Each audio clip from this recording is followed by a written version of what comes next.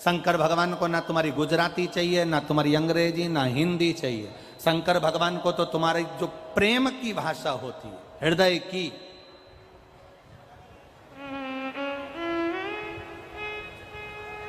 निर्मल मन सो मोहि पावा, मोहि चल छिद्र कपट न भावा। भगवान को तुम्हारे प्रेम की भाषा से रिझा सकते हो। जितनी प्रेम की भाषा तुम प्रकट कर सकते हो उतना करिए।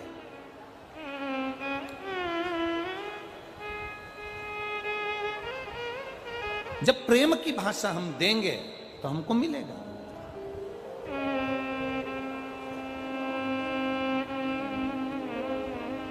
नरसिंह भगवान का क्रोध बढ़ गया, इतना क्रोध नरसिंह भगवान का बढ़ा कि वो इंद्र के यहां गए तो इंद्र छोड़कर भाग गए। आपके गुस्से के कारण, आपके क्रोध के कारण आपका परिवार त्रस्त हो रहा है। पत्नी क्रोध करती है, बच्चों पर असर आता है, परिवार पर असर आता है। पति क्रोध करता है, परिवार पर, बच्चों पर, पत्नी पर, कुटुंब में असर आता है। शिव महापुराण की कथा तो यहां तक कहती है कि आप अगर भोजन का निर्माण कर रहे हो, भोजन बना रहे हो, तो भोजन भी बनाते समय तुम्हारे चेहरे पर क्रोध नहीं रहना चाहिए। तुम्हारी सास से कुछ भी खटर पटर हुई है, परिवार में कुछ भी झगड़ा वगड़ा हुआ है, पर भोजन बनाते समय तुम्हारे चेहरे पर प्रसन्नता होना चाहिए। ये शिव भक्ति, शिव महापुराण।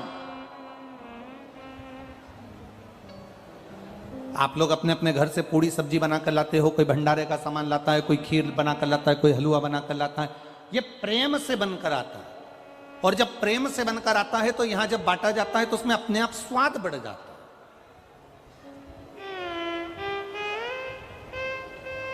शिव कथा का एक नियम, इसका नाम है कुबेरेश्वर महादेव। एक बहुत अच्छा पत्र आया, देखिए।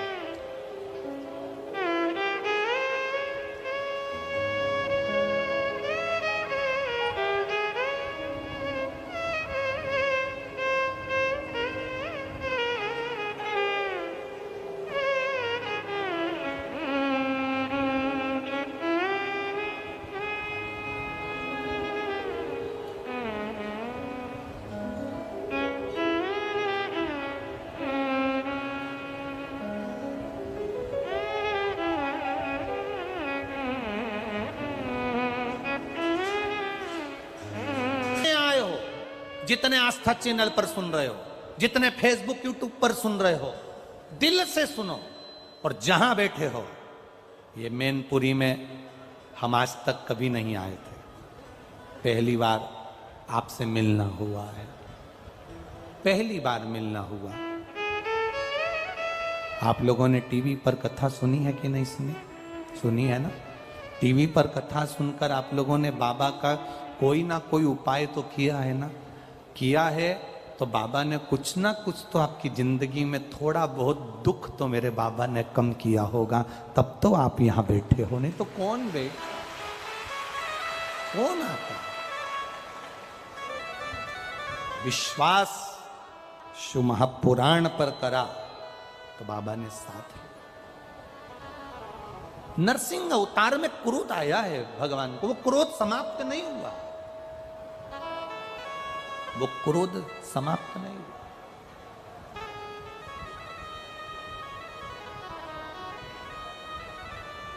क्रम चालू हुआ। क्रोध चलते चलते चलते चलते इंद्रदेव के पास, वायुदेव, वरुण देव, गरुण देव, सब सारे देवता इकट्ठे होकर देवाधिदेव महादेव के पास पहुंचे।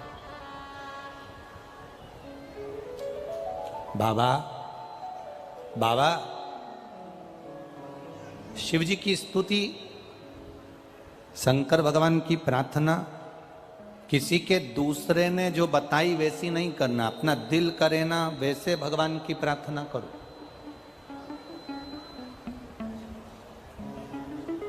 भगवान की प्रार्थना तुम्हारे दिल से होना चाहिए, दिल से।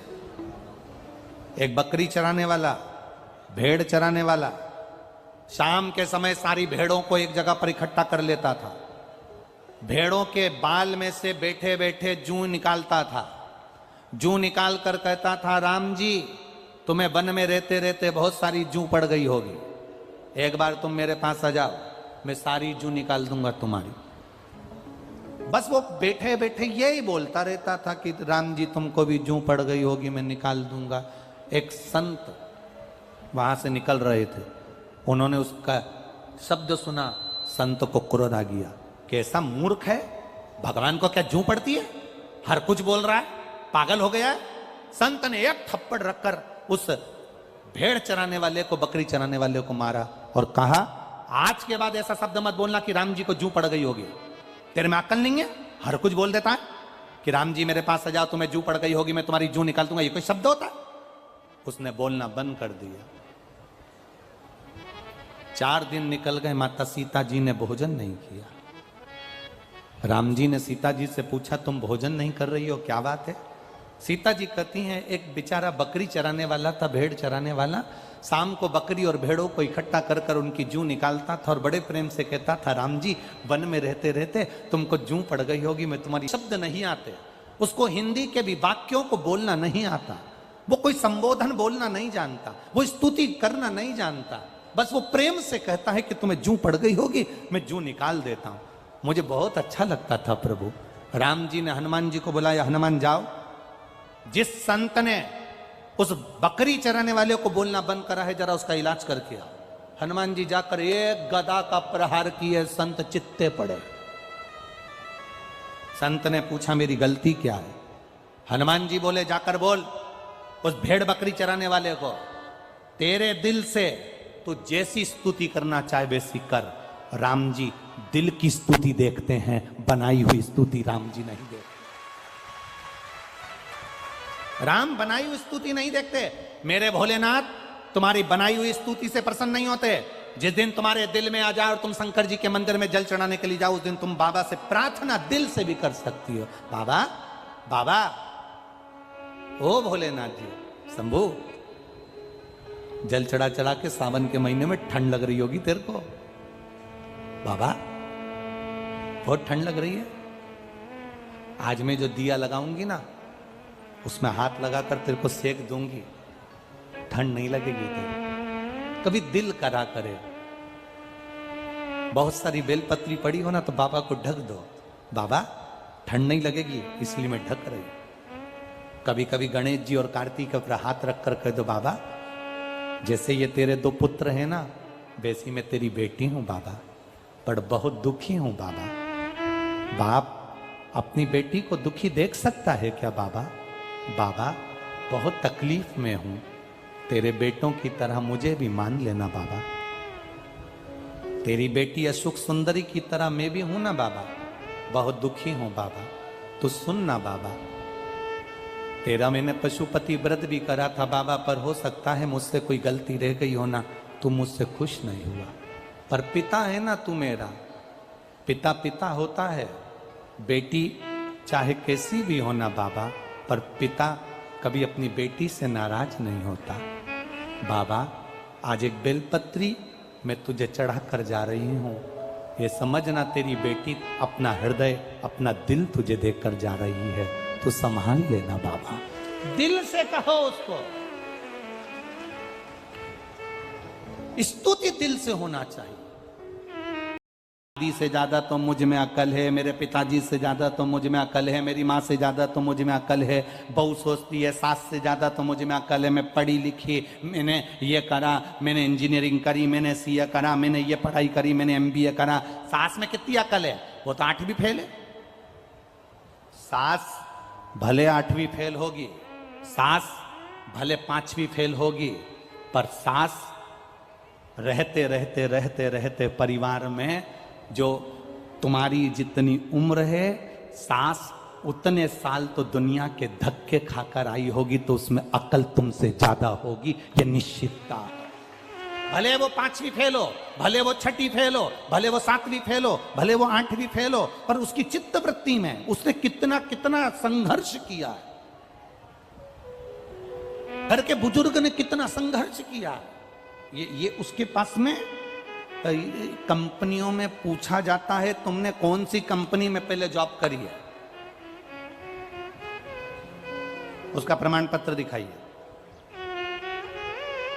दिखाना पड़ता है कि ये मैंने इस कंपनी में मैंने जॉब करी है, मेरा ये प्रमाण पत्र है।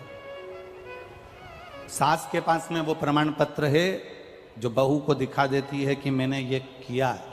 और होना चाहिए। एक 4 इंजीनियर टोपी लगा लगा कर एक आड़ा टेढ़ा पाइप उसमें तार डाल रहे थे। 4 इंजीनियर 8 दिन से परेशान हो गए पर वो तार उसके अंदर नहीं गया। एक गांव का व्यक्ति निकलता था, वो इंजीनियर को देखकर बड़ा दुखी होता था कि इनसे तार इस पाइप के अंदर नहीं जा रहा, आड़ा टेढ़ा पाइप, इसमें वो तार नहीं जा रहा। बड़ा दुखी होता था, बड़ा दुखी। गांव के व्यक्ति ने इंजीनियर साहब से कहा, इंजीनियर साहब ये तार मैं डाल दूं? 4 इंजीनियर बोले इसमें अक्ल तो है नहीं गांव वाले में, और कह रहा है तार में डाल दूं। ले डाल के बता, हम इंजीनियर हैं, ये सॉफ्टवेयर है, ये इलेक्ट्रिक है, ये ऐसा है, वो ऐसा है, ले तू डाल दे। उसने कहा लाओ इंजीनियर साहब। वो गया गांव में, एक चूहे को पकड़ कर ले आया, चूहे की पूंछ से तार को बांधा, पाइप में छोड़ दिया, पाइप से चूहा बाहर, तार निकल के बाहर हो गया। कभी कभी ऐसा होता है, हम जिसको मूर्ख समझ रहे हैं, हम जिसमें सोचते हैं इसमें तो अक्ल ही नहीं है, इसमें तो बुद्धि ही नहीं है। कभी कभी वो एक टीचर ने अपने स्टूडेंट से पूछा, बच्चे से, मैं दिल्ली से प्रयागराज हवाई जहाज से गया, दिल्ली से प्रयागराज जाने में मुझे 2 घंटे लगे, बताओ मेरी उम्र कितनी है? अब स्टूडेंट से पूछ रहा है टीचर। मैं हवाई जहाज से, एरोप्लेन से दिल्ली से प्रयागराज गया, प्रयागराज जाने में मुझे 2 घंटे लगे, तो जितने स्टूडेंट बैठे हैं वो बताएं कि मेरी उम्र कितनी है। अब जितने स्टूडेंट बैठे थे उन सब ने कहा, सर प्लीज ये कोई क्वेश्चन है कि हवाई जहाज से दिल्ली से प्रयागराज गया, 2 घंटे लगे, तो मेरी उम्र बताओ कितनी है? सारे बच्चों ने कहा ये कोई क्वेश्चन नहीं है, ये कोई प्रश्न नहीं है। एक स्टूडेंट कोई अच्छे गुरु का चेला होगा, खड़ा हो गया, उसने कहा सर आपकी उम्र 44 वर्ष है। कितने साल? जम के बोलो जरा। 44 वर्ष, 44 ईयर, तुम्हारी उम्र 44 वर्ष है सर। सर खुश हो गए, गजब, खड़े हो जाओ, आओ इधर जल्दी, गुड, तुमने मेरी उम्र बता दी, पर यह बताओ कि तुम कैसे जान गए कि मेरी उम्र 44 साल है, 44 ईयर है? तुम कैसे जान गए? उसने कहा बस सर मैं जान गया। नहीं तुम्हें बताना पड़ेगा। नहीं सर, मेरे पास में ऐसा यंत्र है जिससे मैं पहचान गया कि तुम्हारी उम्र 44 साल। नहीं, बताओ तुम कैसे पहचाने कि मेरी उम्र 44 साल है? ये बताना पड़ेगा। नहीं सर मैं नहीं बताऊंगा। सर ने कहा अगर नहीं बताएगा तो प्रैक्टिकल में नंबर कम आ जाएगा। बता जल्दी, तू कैसे पहचाना कि मेरी उम्र 44 साल है? मैं इतना खुश हो गया, मेरी उम्र 44 साल, तूने सही बताया, बता जल्दी से, तू कैसे पहचाना कि मेरी उम्र 44 साल है? स्टूडेंट बोला सर मेरा एक भाई है, वो आधा पगला है, उसकी उम्र 22 साल है।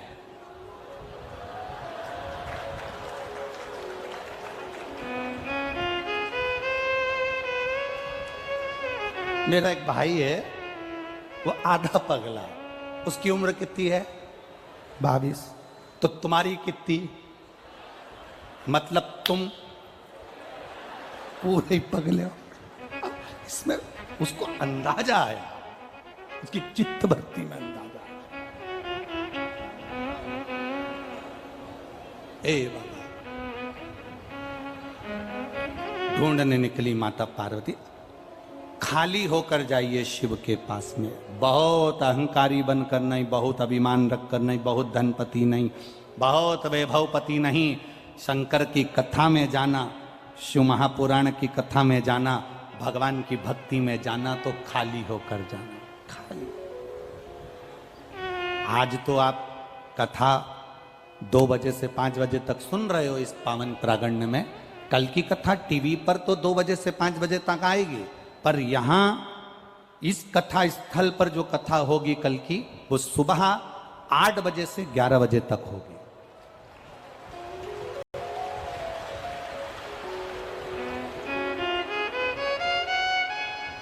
सुबह 8 बजे से 11 बजे तक यहां कथा चलेगी।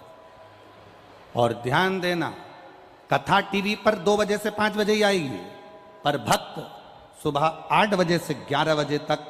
कल विराम की जो कथा है, पहले भी कथा में कहा, मेहमान जाते हैं तो घर के बच्चों को 200-500 रुपए दे जाते हैं, और ये पुराण भी जाएगी तो क्या क्या लुटा जाएगी ये वही जान सकती है, ये उसके ऊपर। परंतु हम ये बात हम बाद में कह सकते थे, अब तुम सब चिंता में पड़ गई, सोच में।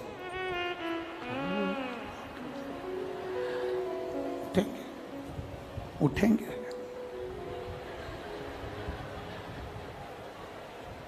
उठेंगे। अब निवेदन है, घर में झगड़ा करके मत सोना। एक पति पत्नी आपस में झगड़ा कर लिया, और झगड़ा कर कर पति को पहले कहीं जाना होता था तो पत्नी से कह देता था, तो पत्नी जगा देती थी। आज ऐसा झगड़ा हुआ पति पत्नी में, तो पति ने एक पर्ची में लिख दिया कि सुबह मेरे सर एयरपोर्ट पे आ रहे हैं और मुझे सुबह जल्दी 5 बजे एयरपोर्ट पहुंचना है, तो तुम मुझे सुबह 4 बजे जगा देना।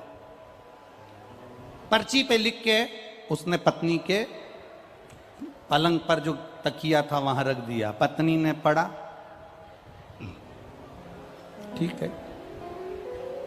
दूसरे दिन वो सुबह 9 बजे उठा। उसने उठते से ही गुस्सा करना चाहा कि तूने मुझे जगाया नहीं, पर पास में एक पर्ची पड़ी थी, 2 पर्ची पड़ी थी, 3 पर्ची पड़ी थी, उसमें लिखा हुआ था उठ जाओ 3 बज गई है, उठ जाओ 3:30 बज गई है, उठ जाओ 4 बज गई। अब जैसा तेरा गाना वैसा उसका बजाना। तुम ऐसा झगड़ा करके मत सोना, नहीं तो सवेरे तुम्हें कोई उठाए नहीं। तुम तो क्योंकि रात को 10-11 बजे तो तुम यहाँ से जाते हो, हैं? आते हो रात को। मैनपुरी के लोग यहाँ रात को आते हैं ना, तो खूब मेला का आनंद लेने के लिए, दर्शन करने के लिए, भक्तों के भजन का आनंद लेने के लिए जाए, और मालूम पड़े सुबह 8 बजे मुझे जाना है, जाना है, जाना है, जाना है। तो और जो शिव के द्वार पर खाली होकर जाता है, गुरु के दरवाजे पर, बड़ों के दरवाजे पर, बड़ों के पास जो एकदम खाली होकर गया, उसको सब मिल गया, सब कुछ।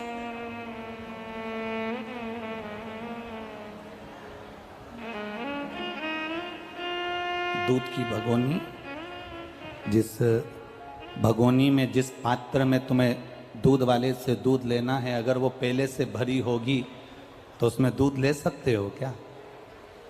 जिसमें तुम्हें खीर लेना है वो पहले से भरी होगी तो तुम नहीं ले सकते, उसमें भरा हुआ है, झलक जाएगी। गुरु के पास जाना, शिव महापुराण में जाना, तो एकदम खाली पात्र लेकर जाना कि मुझे जो मेरे गुरु जी देंगे, शिव महापुराण से जो मुझे मिलेगा, शंकर की कथा से जो मैं सुन कर आऊंगी, मैं अपने जीवन में उतारूंगी। अगर पात्र खाली होगा तो उतर जाएगा, और अगर पात्र खाली नहीं होगा, अहंकार भरा होगा, तो वो झलक जाएगा। अहंकार के वश वो झलकेगा। उस अहंकार से परे होकर चलना, अहंकार से। पहुंच गई माता पार्वती जी, सुंदर भिलनी का रूप रखकर आई।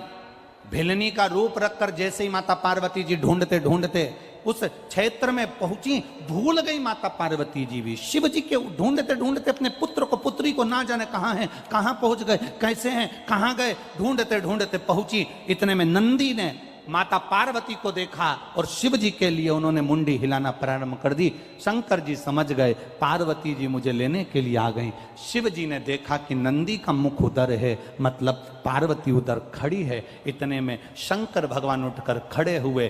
पार्वती, गणेश कार्तिकेय और गणेश दोनों स्त्री के रूप में आ गए और पार्वती जी भी वहां भिलनी के रूप में आकर शिव जी का दर्शन करी। शंकर भगवान से कहा, प्रभु जी कृपा करिए, हम यहाँ आकर मार्ग भूल गए, इसलिए निवेदन है हमें सत मार्ग की ओर बताएं। शंकर की कथा कहती है, शिव महापुराण की कथा स्वयं भूले हुए को भी मार्ग प्रशस्त कर कर परमात्मा के दरवाजे तक पहुंचा देती है। शिव महापुराण की कथा भटके हुए को भी परमात्मा का सत मार्ग बता देती है। शिव जी का वो मंदिर आज भी भूलेश्वर, मतलब शिव जी वहां कर भूल गए थे, पार्वती वहां कर भूल गई थी, गणेश जी वहां कर भूल गए थे।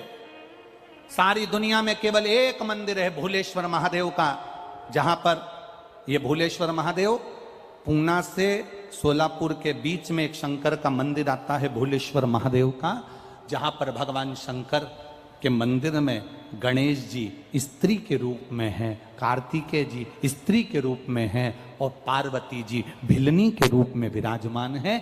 जहां पर नंदी भगवान शिव से कह रहे हैं, ये भूमि भूलेश्वर बाबा यहां कर हम भूल गए, ऐसी कृपा करो कि इस स्थान पर जो आए और एक लोटा अगर जल भूले से भी चढ़ा कर चले जाए तो वो संसार सागर में कभी ना भूले, परमात्मा के सतमार्ग की ओर चलता रहे। वो भूलेश्वर महादेव।